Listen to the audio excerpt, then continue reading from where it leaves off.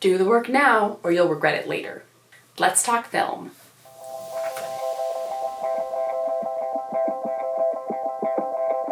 My name's Lauren and I'm a film student who wants to share what I'm passionate about with you.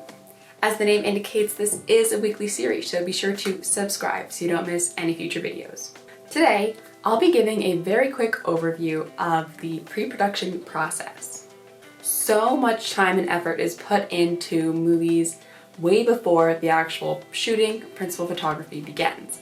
And I think a lot of it goes unrecognized and just unknown, so that is why I was inspired to make today's video. Pre-production can take weeks, months, and even years. Depending on who you talk to, pre-production can start only in the set time right before production begins, or can start really as soon as you have a script and you start working on it. But first things first, you need an idea. Sometimes these ideas come pre-packaged with a script. Other times you may have an idea and then you need to write the script with somebody, or you write the script yourself, or you pitch it and get people involved. It really can go one of many ways. I will now go through the different steps in the pre-production process for producers and directors. Sometimes the producer and the director are the same person, or one of the producers is also directing, but generally when you get to bigger projects, these should really be separate people because, as you were going to find out very soon, there are many different tasks for these people way before shooting even begins, and it's just easier to have delegated everything out. And another note, there will be production meetings throughout the pre-production process. I'm not going to be saying like after every step there's another meeting. That should really just be implied and recognized at this point. First thing a producer starts with is the script. And it doesn't matter how long the script is, how many pages it is, whatever, it is the same process regardless of if it's 10 pages or 200 pages. Once you have the script, then you can move on to what is called the script breakdown. And this is when you have to go through the script. So every time there's a revision on the script, you have to do this again. And you notice locations. You recognize which cast members appear in each scene. You identify props, key set pieces, time of day. I don't know if I mentioned this already, but the location, the set, how long the scene is, and then estimate how long you think it'll take to shoot the scene. Maybe you point out specific costumes, timing.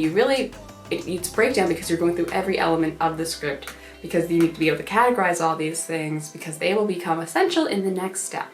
The next step being the schedule.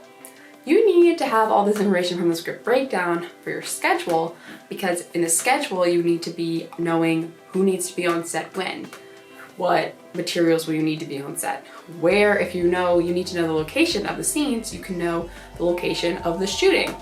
Or are you getting a sound stage? Are you going to be on location? There's a lot of questions that you need to answer before you even schedule because you need to think about when scheduling how you want to do this. You want to make sure that you're not having anyone working a set amount over too many hours. If someone's on set for at least 6 hours, you need to feed them. Actors with SAG, which is the Screen Actors Guild, need to have at least a 12-hour turnaround time from when you wrapped when they're called back. Otherwise, there can be serious fines if you violate that. So there's really a lot of fine details that need to go into the schedule, so you want to make sure that you've hit everything from the beginning. Also, a little note, you obviously don't want to give excessive amounts of time to do a scene because you have to think about the fact that time is money. But you also want to if you think a scene will be really quick, still give it at least an hour. That's a good rule of thumb because you never know what's going to happen, what could come up, and you'd rather have more time than less if you need to be flexible and adapt. The next step after the schedule, so these could also be done sort of at the same time, is the budget. And this is a really big step, obviously, because money is a very important thing. You still need the breakdown for the budget because the budget is really all-encompassing, and I'll show an example budget and address those things. But just as a key thing here off the top of my head, you don't just have to think about you have to pay the actors and the crew. You do have to pay the actors and the crew. You also pay for their transportation. You have to pay for food, and crafting can get very expensive. You can't just be buying people pizza. You really need to think about what you're fueling your crew with. You think about if you're staying overnight somewhere, where you're gonna lodge people. You have to think about paying for insurance. Have some money ready for damages. contingency fees, you have to pay for the marketing, the advertising, you have to maybe get a lawyer involved. You need so many things. You need to be paying for all this equipment if you're not, or renting it out, location, permits, and it's a lot of work that goes into it, and even a small film can cost a lot of money. That's not to be said that you can't make a film for less money, but there's a lot of different costs that go in, even to get the MPAA rating, which is like G, PG, PG-13, etc. That costs a lot of money. So everything in the movie business costs money, which is why you need to have your budget set, or at least a tentative budget. Along with the budget, there's the assumption note, which is when you can explain parts of the budget that you may want to identify further for executives or someone trying to pitch your project to explain why this is happening or not. In Lawnmower just started, so hopefully you can hear me okay, but it's annoying. Everyone's doing yard work, I guess. Then you have the crew. With the crew, you have to think of contracts, deal memos, and equipment packages. An equipment package is the equipment that maybe a crew member has bought or purchased in their just general line of work in their career. So they may be willing to work for less than they say usually work, but they expect some kind of payment for the cameras that they'll be bringing, or the camera or the other good that they're bringing to the set, instead of you, the producer, trying to figure out where you can get it from somewhere else. Then with the cast, you have to think about their contracts and release forms. The release form is that you can use like their likeness, voice, picture, image, etc. And these release forms are very, very key because you do not want to get sued. Some people, if you're maybe doing more documentary work, trying to interview, the release forms could maybe scare somebody off, but I personally think it's better to be safe than sorry and get those release forms signed. Then we come to locations. Once again, we have contracts. Contracts show up all the time, which is why a lot of films have a lawyer, because contracts can get messy. With locations, it's key to make sure you have a permit so you're able to film wherever you want to film. Definitely go the legal route, because if you're maybe a small one-handed crew, you could maybe just film somewhere that's generally a public space and you don't have to worry about it. But once you start having a lot of equipment, a lot of people coming around, it's just better to go the legal way. And that way, if you're going to applying to film festivals or something, if they kind of ask into it, you don't have anything to hide because you did the proper paperwork. You also have to think about insurance with locations.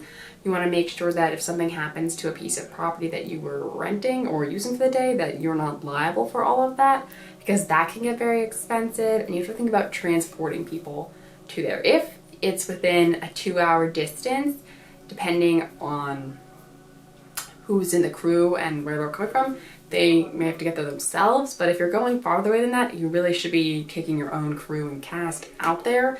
And if you're not staying in that area overnight, you have to be bringing them back. So that all goes into your timing and your schedule. So you really, really, really have to be considering all this stuff. Also with the location, think about the meal plan.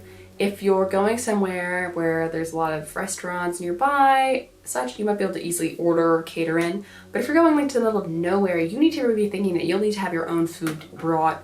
You need to think about coolers and other such things to be taking that food, because you can't depend on some place being out there where you can order a bunch of sandwiches for a lot of people. Then we get to the art department, and we have set design. Set design will also show up later in the video. Set design is the really broad term for getting the like atmosphere and the mood of the area. For example, where I am right now, I have really no set design. I just have these blank walls behind me because I think they're very helpful here, so I can be popping up pictures or text or anything. I also don't have the means at the moment to have a more impressive set design, so this is what I got. Well, let's think of more like a stage play, for example. Like when you see a theater show, like sometimes there's a really extravagant set where there's lots of furniture on stage, pictures, moving walls, etc. Other times there's just more impressions of houses, but both get their job done, just very different functions. So it really depends what kind of film you want to have for what set you want to have. But whatever it is has to fit the mood of what your piece and your story is trying to say. It should be another aspect of that. Along with that, you have to think about constructing the set. If you're going somewhere on location, you may still need to add a couple things, maybe smaller pieces, maybe add some more shelves, a desk, repaint something, whatever. Usually probably not that drastic. But if you're going to a sound stage, or you need to build something else like more extravagant, on like a field or something, you need to think about the time it'll take to build that and think about the weather conditions and the construction workers, and this all takes a lot of time to build. So you can't just say, hey, I'm gonna shoot tomorrow, like let's build a whole house. Like that's not gonna fly.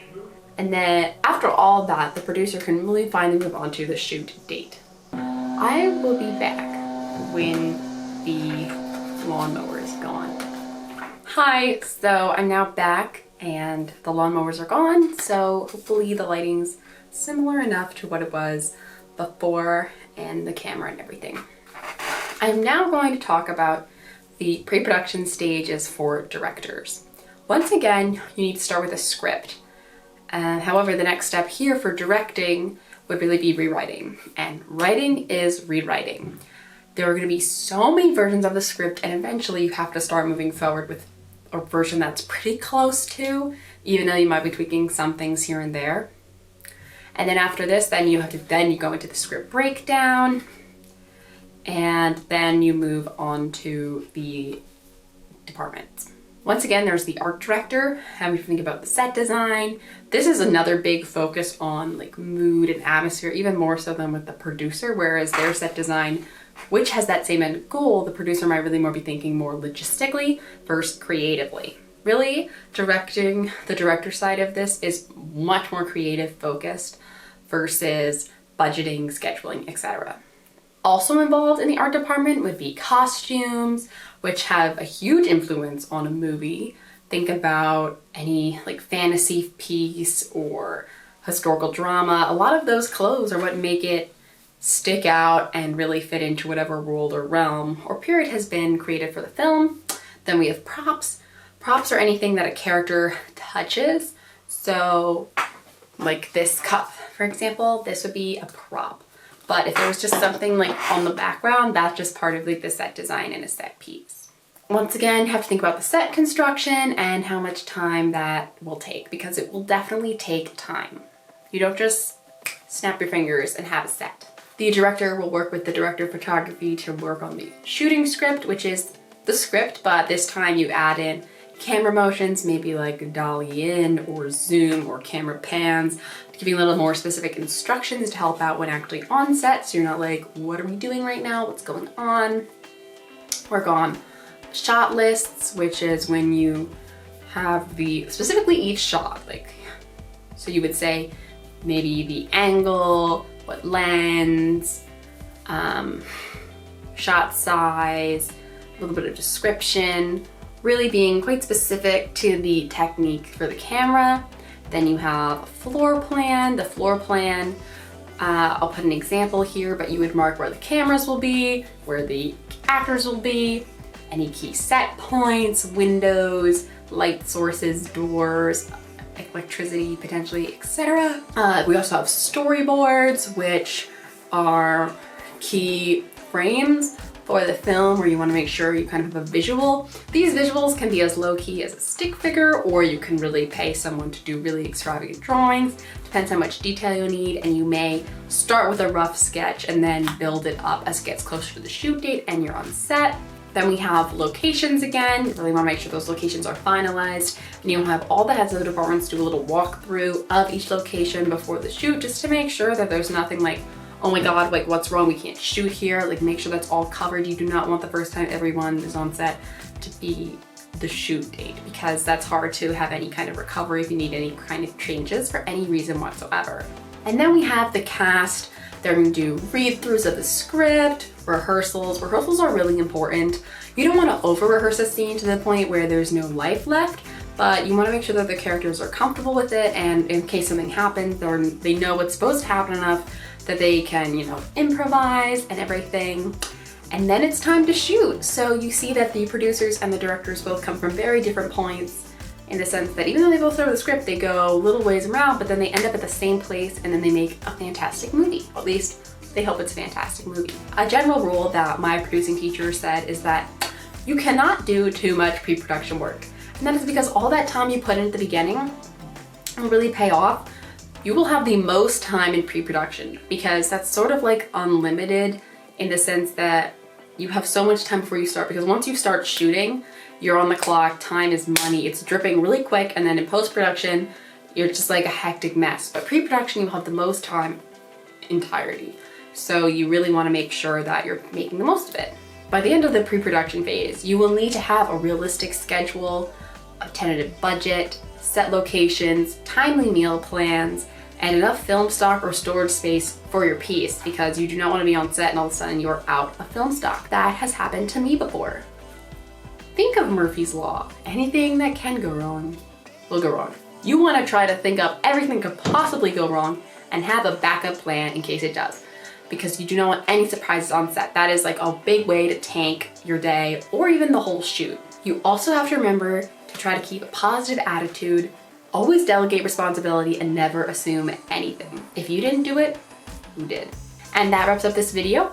If you learned something, be sure to give this video a nice thumbs up. Be sure to comment down below any questions, feedback, suggestions, literally anything. And remember to subscribe to the channel so you don't miss my regular Wednesday videos or the next Film Friday. And I will see you next time. Bye!